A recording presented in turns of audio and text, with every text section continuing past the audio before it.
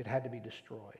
It's a terrible judgment, right? We see Noah's Ark with the giraffes and stuff like that as some kind of a cartoons thing or some kind of a celebration. It's not. It was a global disaster of the highest order.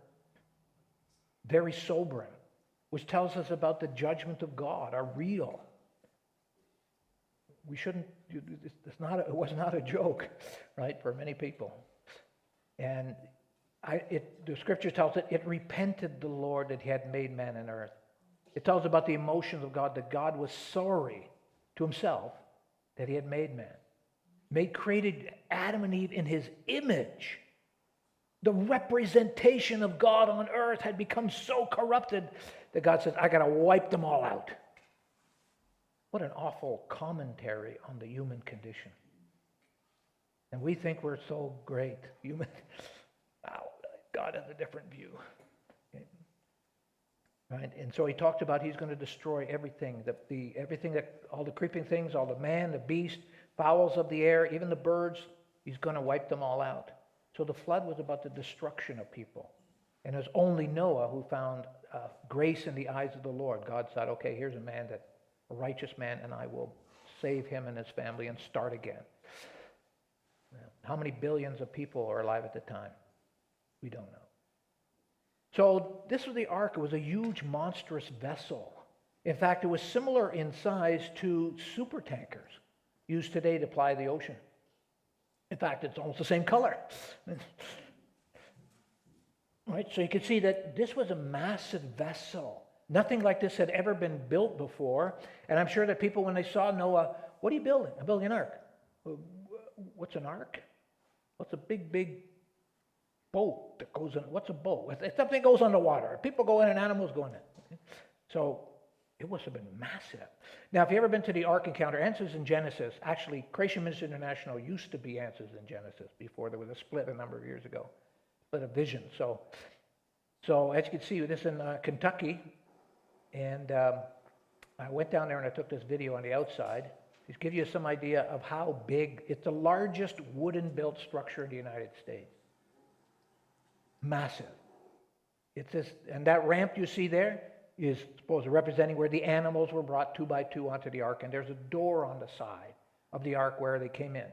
And so how big was this ark in terms of carrying capacity? How much could it carry? Well, they measured the size of volume. It's about 522 railway freight cars.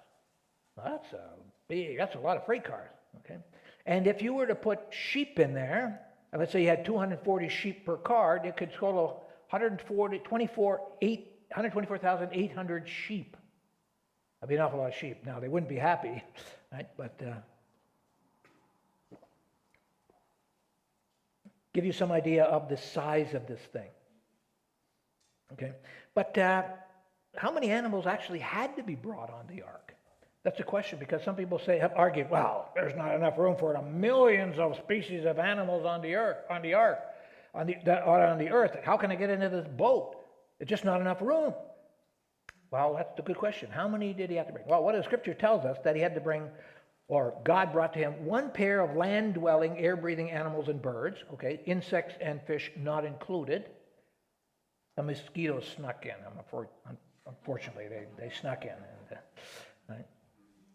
And 7 pairs of clean animals. So when you actually total all those animals up, you only need about 16,000 animals. And you might say, hey, whoa, wait a minute. There's more than 16 different kinds of animals. Actually, no, there are not more than 16,000 different kinds of animals. There are more than 16,000 species of animals, but it ain't the same thing. So, for example, how many have dogs? No, you don't have dogs here? Oh, they don't like them. They ban them in BC? Okay. Actually, you can take the dog that barks in our neighborhood. So anyway, just an aside. So during COVID, when COVID started, I decided to go and visit all my neighbors just to see how they're doing, etc. So one neighbor had this little white dog, so white and pure white, that when he takes it for a walk, he puts socks on this dog so it doesn't get dirty. Anyway, so when the dog, and it's coming to the guy said, oh, he just barks. He just wants to get to know you. So just hold out your hand. The thing bit me. I said, anyhow, it didn't happen. I'm just kidding. Although the emotion was there. Right? So, how many species of dogs are there? There's lots of species of dogs. Some of them are not natural dogs. All those little ones that you see, those mutants, those little Lhasa and things like that, they're not normal dogs. They've been bred, okay? And you have all kinds of, Labradoodles? Dr. Frankenstein. But, so, both creationists and evolutionists agree that there is a dog kind. And so you have, within the genetic code of the original, could have been a wolf or a gray wolf maybe or something like that, you have all the different varieties of dogs. Coyotes and dingoes, etc. Now how do we know they're all the same kind? Because they can interbreed. The Bible describes a kind as creatures that can interbreed and have offspring. So are horses and donkeys of the same kind? Yes. Because horses and donkeys can reproduce, and what do you get? Mules, okay? Right, so, and all of these dogs can interbreed. They're all of the same kind. So you don't have to bring every variety of dog. You only have to bring in one kind of dog from the original kind. And it wouldn't have been too far away from the original kind anyway, okay? But by the way, it was God who brought the animals to Noah. He didn't have to go scouring all over the continent to do it. But what are those animals from Australia? How's he going to get over there? You got to bear in mind is that one of the theories is that there was only one continent at that time. Remember on day 3 that Genesis, God had brought all the water into one place, so it fits that there was only one continent at the time. And the present arrangement of continents was after the flood, not before the flood. Everything was all one continent before. During the flood, it all broke up and went into different pieces. Follow? So far, so good? Let me know if I've flooded you with too many ideas. Okay. Okay. What about dinosaurs? We already talked about dinosaurs. I have a whole other talk on dinosaurs. We don't have time for that. But dinosaurs. Well, if the dinosaurs are young, according to what organic material is showing us, and according to what the biblical account, right, they would have created along with land mammals, along with humans and other animals. Why do we get so excited about dinosaurs? Simply because whenever you hear about a dinosaur, listen to this, you always get an age. You will always get an age. They found this dinosaur fossil dated, 200 million years. It always comes with an age stamp. So naturally, in our brains, we have been programmed, like Pavlov's dog, to think in terms of dinosaurs, very old. Just disconnected too. They were dinosaurs, but they're not that old. Okay. So, but how are you going to get those massive dinosaurs on the ark? I went to this place you have in Prince George here. This, what's the name of this? Yeah, that's it. They had some fake fossils in there, but they showed how big these things were. How you get one of those like Diplodocus and those Gigantosaurus things, about 100 feet long? How you get them, fit them in the ark? Good question, isn't it? Okay. Well, one of the things. So we have a problem, folks. We have technical difficulties. Okay. How are we going to get in? Well, number one is, why would you bring a creature of this size into the ark? Why not bring a small one, a young one? In fact, what did dinosaurs, did they start out live or from eggs? From eggs. What's the biggest dinosaur egg ever found?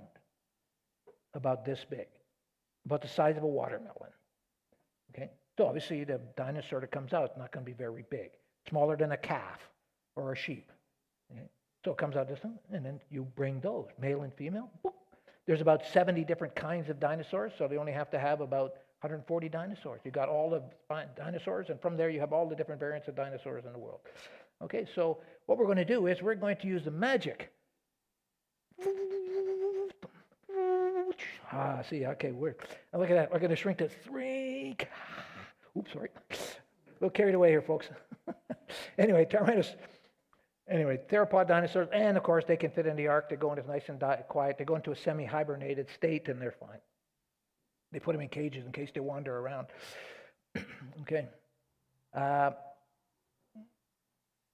And so what we have is, at the bottom is at the creation time. So at the creation, God would have made, and the problem is we don't know what the kinds were. There's a study in creation that's called baraminology, the study of kind. So how many cat kinds were there? Well, there could have been the main cat kind, of which you have your tabbies and things like that, and then there could have been kinds like the saber-toothed cat kind. nobody knows. Nobody's ever going to find out. But so before the flood, there might have been different varieties of cats. As you see, they're starting to split. Okay, but during the flood, right, only one of those cats would have come through, and then so that's why certain varieties of cats, like saber-tooth cats, died out before they were buried in the flood of Noah, but only one particular variant would have survived through the flood, and they would have lived afterwards, and eventually some of them would have, of course, died out. As many creatures died out afterwards simply for environmental changes, and animals go extinct all the time, so it's not really new. Okay, but one of the big questions is, did the flood cover all the earth? That's a very big question, because if it didn't, then it's not a global flood. Okay, and what God said, and the Lord said, I will destroy man whom I created from the face of the earth, both men and beast and the creeping things and the fowls of the air, for repenteth me that I have made them. So the implication is that this would be on the face of the earth, everything on the surface, the face of the earth. And so it was a time of great judgment, and everybody was on that, on the earth would, of course, perished. And Jesus also used this as a warning. We already talked about this as a warning of the judgment to come. So Jesus referred to that just as the Noah's flood was global, so when Jesus returned is also going to be global.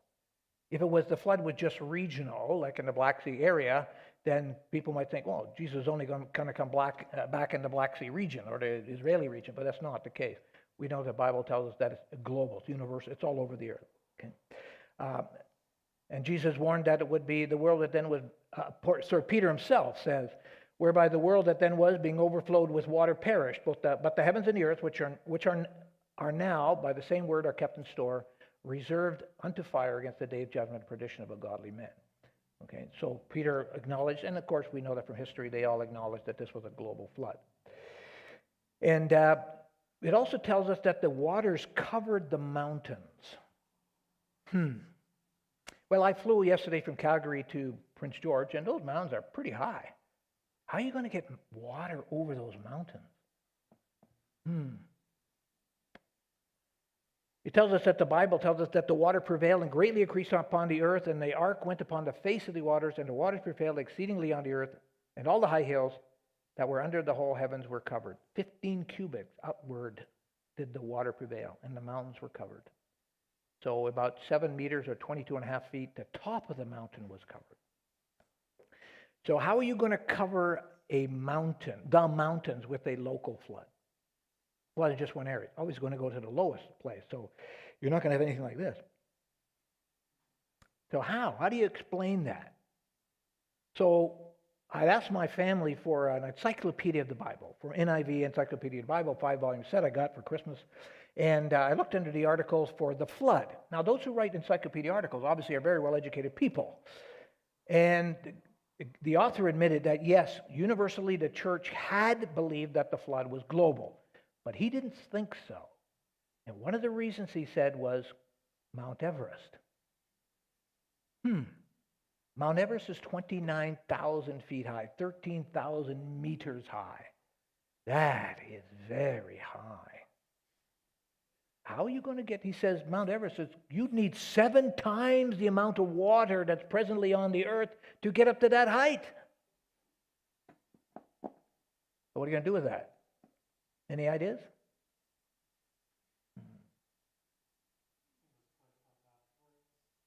Oh, pushed up afterwards. So this is something you got to, I learned this a number of years ago.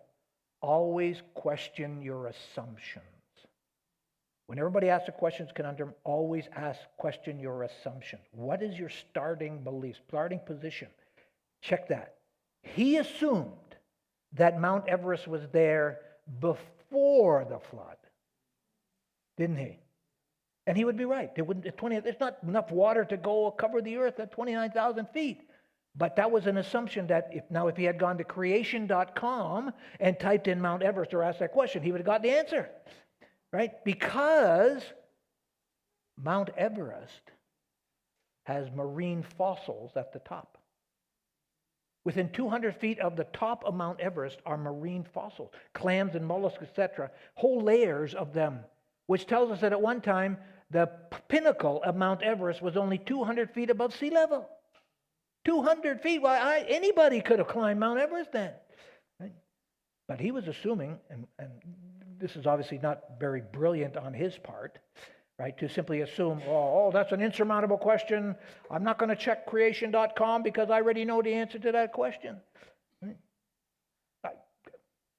And oftentimes, even Dr. William Lane Craig is asked about this. One of the things they never do, they talk to people who actually study in this field. We have PhD scientists, creation scientists who study this their whole life. They don't bother asking them. How do you explain it?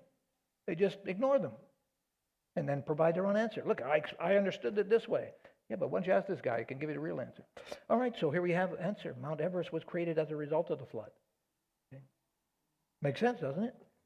It wasn't the flood that caused the mountains to move. It was the mountains moving, the earth's crust moving, that caused the flood to occur. Because all of this water now is going to start, well, if you start moving, it's like tsunamis. How do tsunamis happen? Tsunamis happen because there is a shifting in the crust of the earth.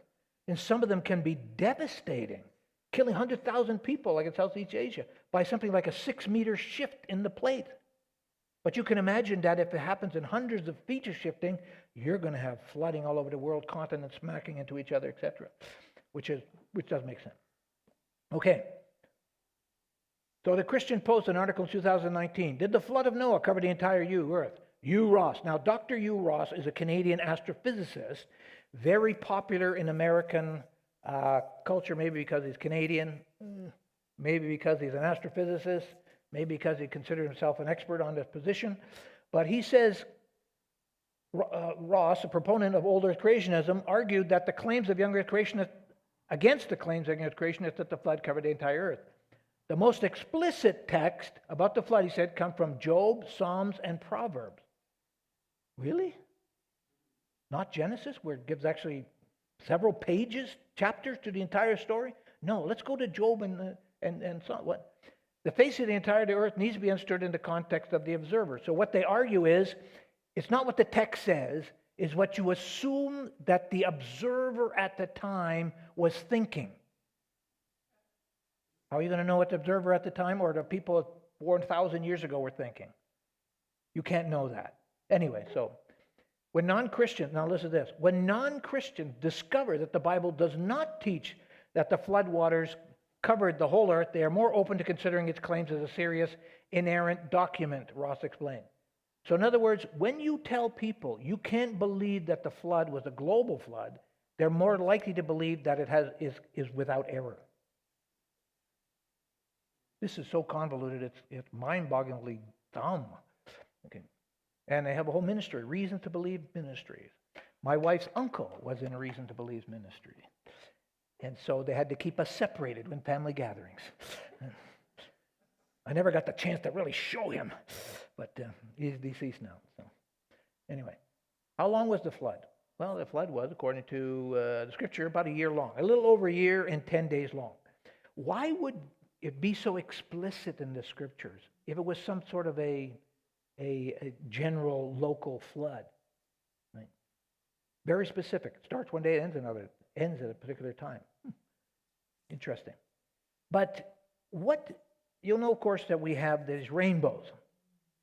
It's used for other purposes these days, but originally it was, God had said, listen, Noah, when you get out of the ark, I'm going to establish my covenant with you. This is my promise between me and you. It's actually a one-way thing. I'm going to make a covenant with you that I will never again flood the earth. What is my sign of my covenant? This is this rainbow. Whenever you see the rainbow, remember my covenant with you. I'm never going to send a flood on the earth. But wait a minute. If the flood, according to Ross, is not a global flood, but a local flood, is God lying? That's what the implication is. When God said he's never sending a flood, and according to Ross's idea that it's a local flood, well, there's been many local floods. So Ross is making God look like he's telling a lie, isn't he?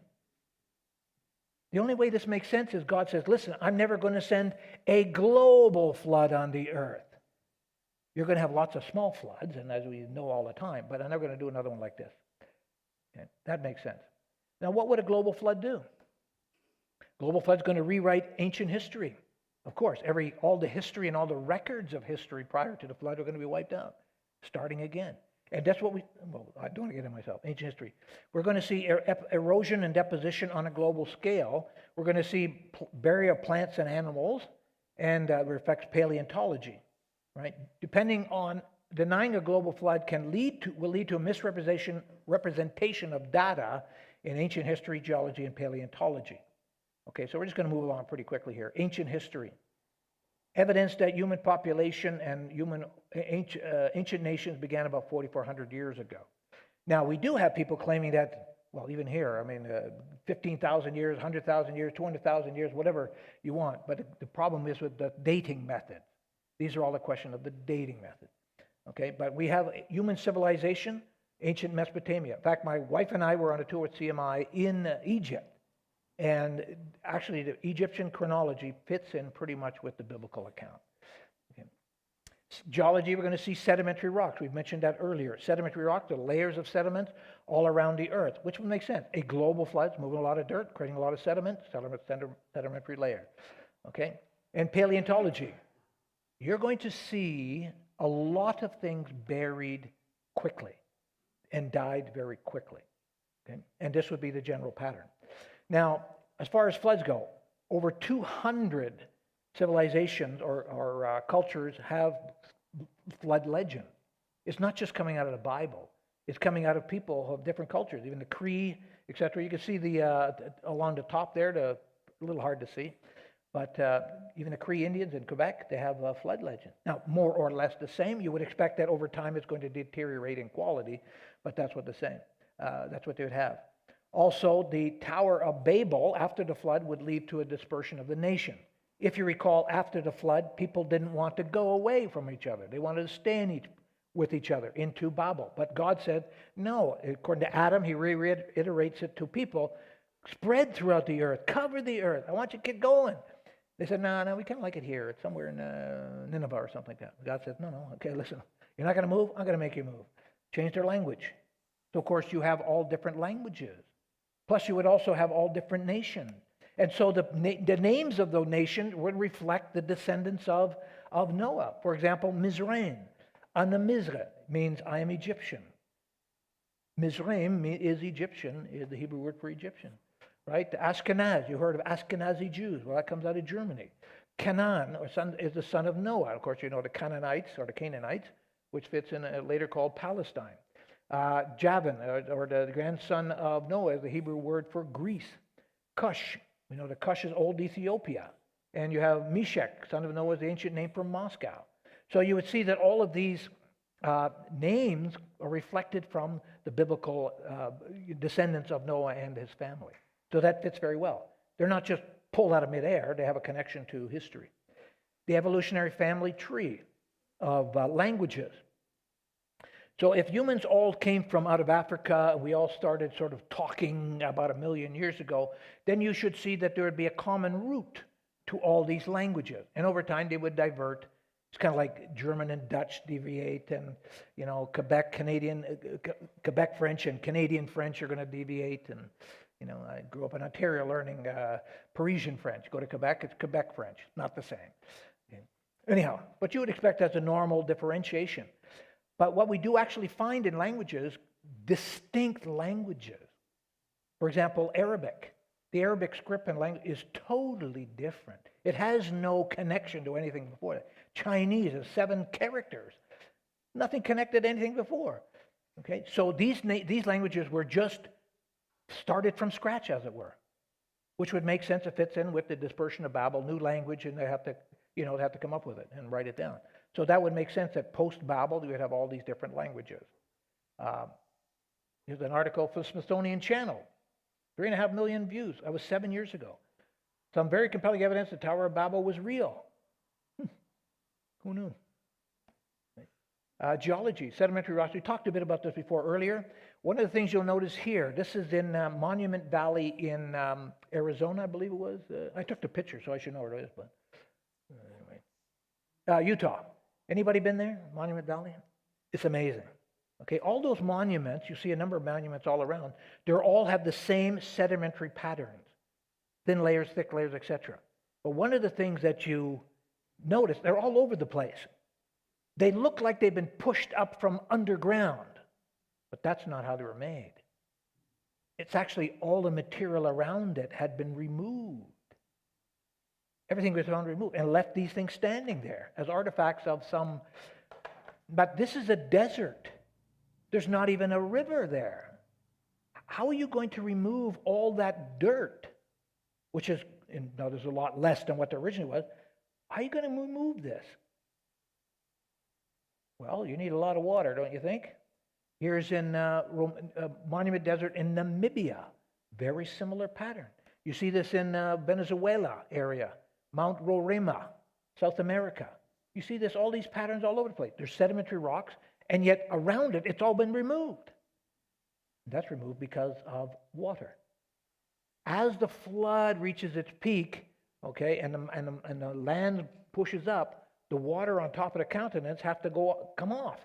And it comes off and carving channels and removing a whole lot of dirt and pushing them into the ocean. This explains it. Okay. What about folding rocks here? You ever seen these? Folding rocks. How do you fold rocks? Well, not very easily. Okay. Whenever you try to bend rock, as you can imagine, they all shatter and fracture. You can try this at home, kids. Try to see if you can bend a rock. Even if you do, if you take a machine and try to bend it, they're going to shatter into pieces. And yet, how do you explain this? So if the layers were laid out one at a time, and it took millions of years for each layer to lay out, the first layer is doing what? Laying out and then going at a 9-degree angle and sitting there? Well, that doesn't make any sense. They must have been flat and then all bent together.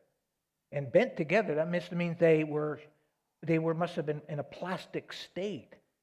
Which only time you could be plastic state if they're all formed together, not fully solidified, tectonic movement bent them all up, and then later they desiccated, dried out, and turned into rock. They must have been all bent together because they're all bent together. You can see the truck at the bottom, gives you some idea how big that folding is. Okay? So this is massive amounts. Now actually answers the Genesis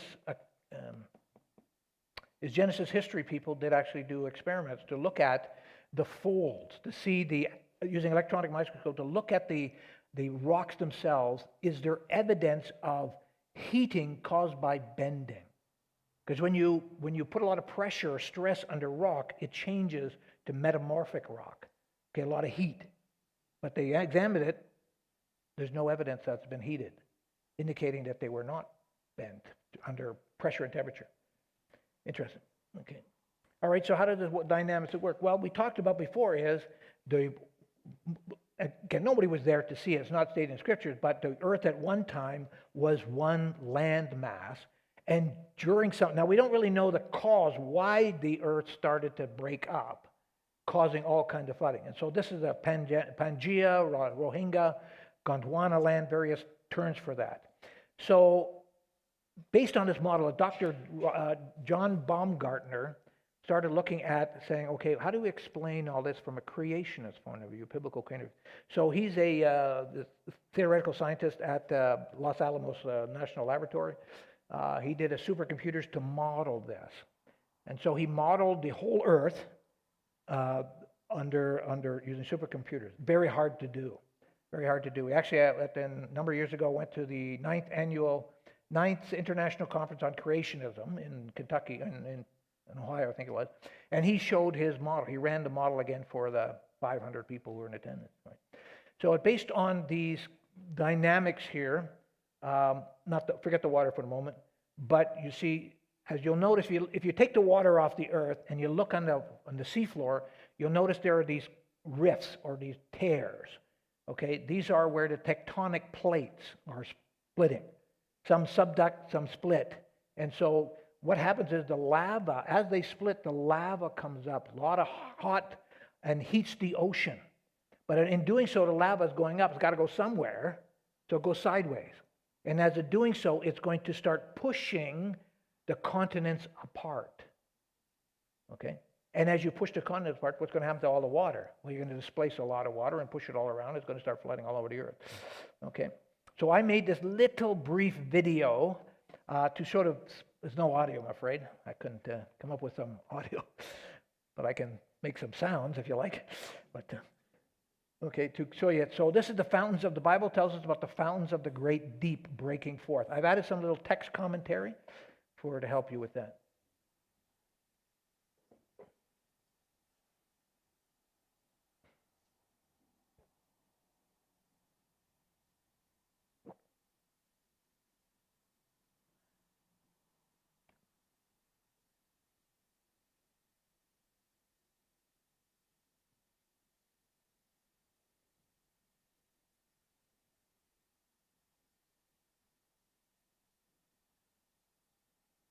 As the subduction occurs, that means colder material is going to go down near the core of the earth, which is actually what they do find. Here you can see subduction zone. What's going to happen is it's going to start bending the material on top. You see this one now is going to spring back. Watch. Bing! And that creates tsunamis which go onto the land. These are just tiny ones. And here's actual real footage of the Japanese tsunami. Unstoppable. This is just a little tsunami. And here you can see the rupture is where all the plates are rupturing, and the water, you can barely see it, is moving in towards the continents. Now the continents weren't like that before, okay, and they're just showing. Okay, so this is we could spend a lot more time on this, but I just give you some idea of the model. So, you know, people have an explanation. Every side who has to have their explanation. They have to come up with a model to explain it. So creationists actually have a model we believe is compelling, catastrophic plate tectonics, which does seem to work in explaining what's happening during the flood event. Okay. Also, if you have a lot of water moving around, such as during the flood, a lot of water moving around. So what's going to, if you mention, we watched at the bottom of the ocean, at the bottom there's all this lava's coming up and causing turbulence and spreading out the foot. So what are the creatures that would be buried first? Would be the dinosaurs, right? Because they're on the land. So the creatures that are on land would be the ones that would be buried first. And as the material starts moving further from the fountains of the deep onto the continents, obviously you are going to get into higher elevation. So you're going to get the creatures at the bottom, then the next level, then you're going to get creatures near the sea, the edge of the ocean, more on land, and lastly you're going to see creatures that are in the middle of the continent will be buried last. And so all of this, of course, is taken very, very fast because a lot of turbulence, a lot of water moving. You can't, as yourself, it's very hard to escape the flood. So you would expect fossilization to occur very, very rapidly. So here we have a fish in the process of eating another fish. It's turned into a fossil almost instantly. So fast that it doesn't even have time to decay and lose its scales and fins, etc. It didn't have time to finish its meal. So it's flash fossilized. Now, Charles Darwin himself didn't think he'll ever find a fossil of an invertebrate. That's a creature which doesn't have bones. But because he said that fossilization takes so long, thousands of years. Well, we actually do have fossils of jellyfish. Well, if you've ever seen a jellyfish, it's out of the water. It dissolves almost within several days. It's goo. But you have fossilized jellyfish. So it must have happened almost instantly. We also talked about dinosaur DNA. We already talked about that, dinosaur organic material. But one of the things, what about the percentage of fossils? The vast majority of fossils are marine creatures, which would make sense because if it all started on the ocean, those things which are in the ocean would be things that were fossilized first. Okay? And they're going to be buried right away. Whereas the things on land would have opportunity because of flooding, etc., would have died and decayed and torn apart. So when you look at the geological column, it isn't a record of vast periods of time, but a record of what happened during the flood. Ocean-dwelling creatures at the bottom and land-dwelling creatures at the top. One of the things you do find is, for example, on the continent of the United States, is dinosaur footprints running away. They're all running in one direction, okay, which indicative they're herding animals, and so they would have been running away from the impending flood because animals are very sensitive to earthquakes and flooding. They would have been trying to escape the waters. Now, of course, it had rained a lot, so it's very muddy, and they got overwhelmed, and then they got buried, and they turned into fossils. One of the things you would not expect to see is a lot of human fossils. Why? Because humans, no flooding, where would they go during a flood? They go to the highest level. They climb the mountain, right? But you need, in order to make fossil, you have to have it buried deep under a lot of dirt.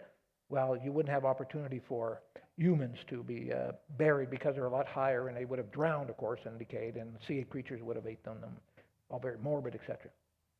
So one of the things is sedimentary layers. This is, my wife and I went to Antelope Canyon in Arizona in 2019. I'm on the right, and close-up of the strata. We already talked about strata. This explains it hydrodynamically very, very rapidly. Okay. Listen, it's getting late, so I'm going to just skip here for a few things. I could go on. Oh, yeah. Okay, we're at the end. Okay.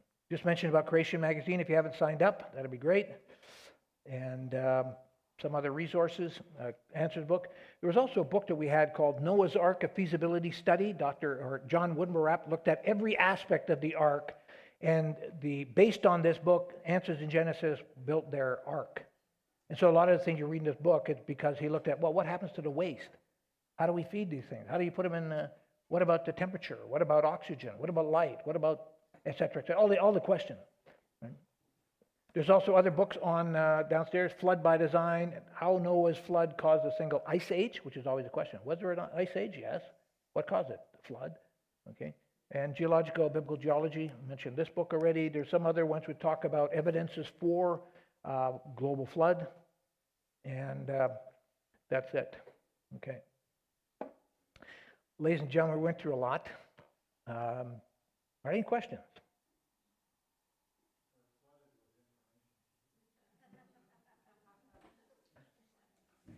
So I'm happy to answer any questions. I'm retired. You know, when I was working, I used to say I'm retired. They said, you're still working? No. Yesterday I was tired, and today I'm retired. Okay. Yeah, right. These are dad jokes. But you know you're getting through to your kids is when they start using them on their kids. You know that they were very good, those jokes. Any questions anybody think of?